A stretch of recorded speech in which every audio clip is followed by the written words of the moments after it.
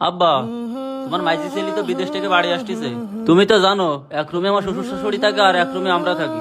আমি বলে একটা রুমও ছাড়তে পারবো না।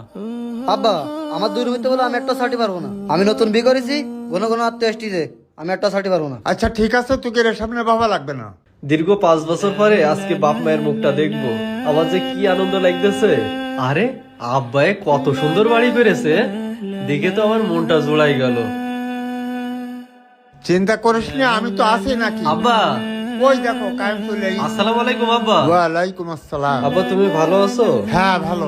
ভাই তোমাদের যে আমি বললাম তোমরা এয়ারপোর্ট থেকে আমার রিসিভ করবা, পরে তোমাকে না পেয়ে আমি এয়ারপোর্ট থেকে একা একা চলে আইছি। বাড়ির ব্যবসা বাণিজ্য বাদ দিয়ে কি তোর এখন এয়ারপোর্টে নেস্টি যাওয়া লাগবে? ভাই তো তুমি এইভাবে করছো কেন?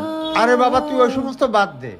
আমি যে তোর একটা দামি ঘড়ি নিয়ে আসছি কইলাম, তুই সে ঘড়িটা নিয়ে আসছিস তো? দেখ কিরকম ঘড়ি নিয়ে আসছিস, আমি একটু দেখি দেই।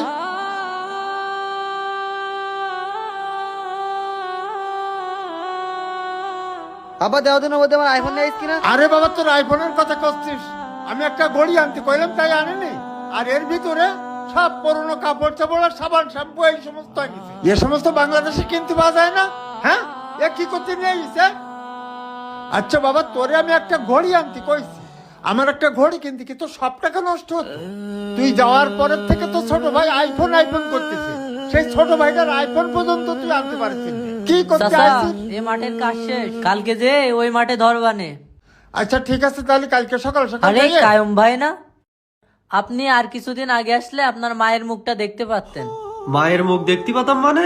আব্বা এই এসব কি বলতেছে?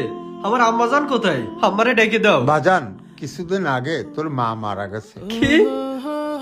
আমার মা মারা গেছে? কই, তুমি তো আমার এসব কিছু কইছাও না। হ্যাঁ তোমার জানাই, আর তুমি তড়িঘড়ি করে বাড়ি চলে এসো, আর আমার এইদিকে সব রসাতলে যাক। টাকা পয়সার নামে খোঁজ নেই, একটা আইফোনের খোঁজ নেই, একটা ঘড়ির খোঁজ নেই।